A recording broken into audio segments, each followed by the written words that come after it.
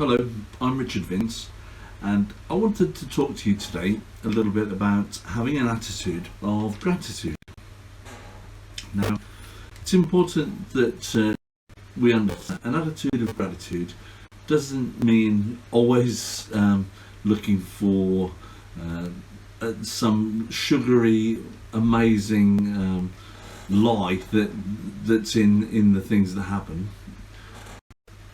To me, an attitude of gratitude means looking for a positive and finding a positive in any situation. So to me, it's important that you understand that first, your beliefs, your attitude, your understanding of something has no effect at all on what that thing turns out to be. So, for instance, let me give you an example. Somebody says something to you, and you may take it as a compliment, you may take it as something neutral, or you may take it as an absolute insult. Now, what you think actually makes no difference to what that comment was intended for, and probably the person had no idea what they intended it for anyway. It was just a comment that came out. It applies to absolutely everything. Let me try and think of another example. You're carrying a bunch of things, a whole load of things, and something drops onto the floor and breaks. Well,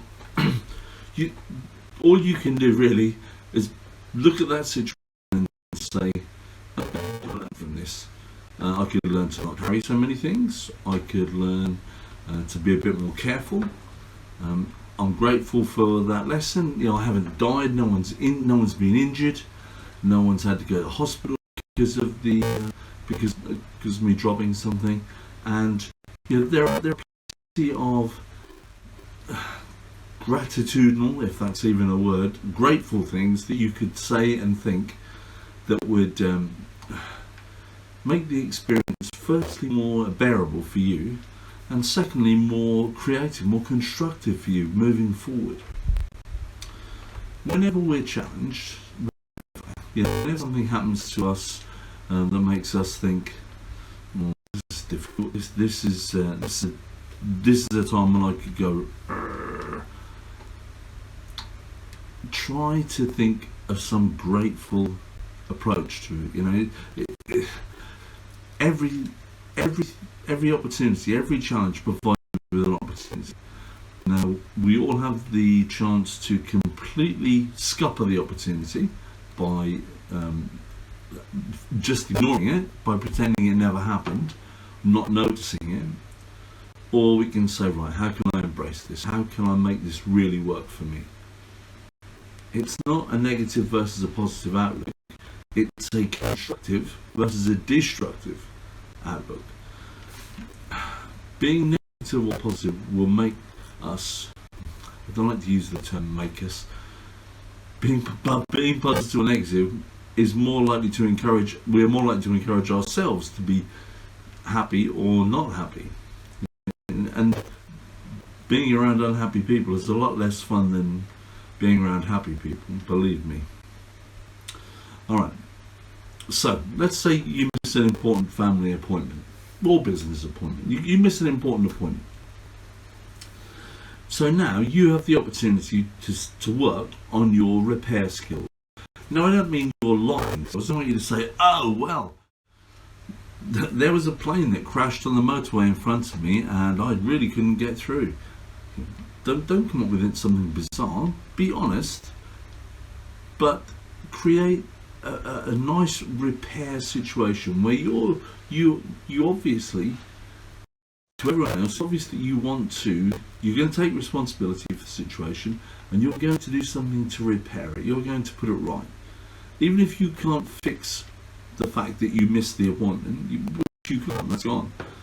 But you can say, all right, this is what I'm going to do. I appreciate that this was an error on my part, and I'm going to do this to sort it out. And you'll learn a lot from this in terms of your negotiation skills, your conversational skills, your relationship skills. Everything has the opportunity to become better because of you missing this appointment. And on the face of it, the missed appointment was, possibly a disaster. But having a grateful attitude, you can say, right, okay, this is how I'm going to approach it. So I don't want you to think that I only want you to think about being grateful when things go wrong. Be grateful on a daily basis for everything. I always say that, I don't know if you've heard the expression, there's always somebody worse off than you. Well, yeah, there is pretty much always somebody worse off for you than us. But I personally don't think that's a good reason to be grateful. I'm not right at the bottom of the pile. I'm not having the worst day today. Somebody's having a day that's more challenging than me. I don't think that's a good reason to be grateful. I want to be grateful for positive things, for things that are good, things that things that I can find that are constructive and beneficial. I want to think, well, I can be grateful simply because everyone else has it worse than me. That really doesn't work for me. So every life has good and bad things. It's not the things that bring happiness, but it's our perception of the things. How we see things affects our everyday life, and it affects our minute by minute life. It's a moving thing all the time. It's never fixed, but we can choose what parts of it to notice, which parts of it to pay attention to, and also we can construct it in a really positive way or a really negative way.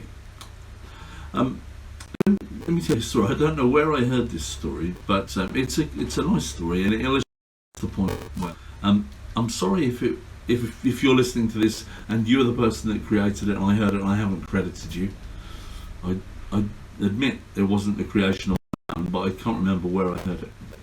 So this young lady, and she hadn't had contact with her parents over the first year, as sometimes happens. She'd been in touch from time to time. But she was getting ready to go home after the first term. So she thought, I'll write them a letter. You can tell this was a long time ago because she could do it by email or text now. But let's say she writes this letter. So she writes this letter and she starts by explaining that a few weeks ago she went out to a party and perhaps somebody may have slipped something in her drink because she became unconscious, and the next morning she woke up in some apartment, and obviously all sorts of things had happened, and during the night she had no memory of this. A few days later she went to get a pregnancy test. Turns out she was pregnant, and she was worrying who the father was, Anyway, she carries on in this theme for a little while, and then she says, I'll be home in a few weeks. All of what I've just told you is a lie.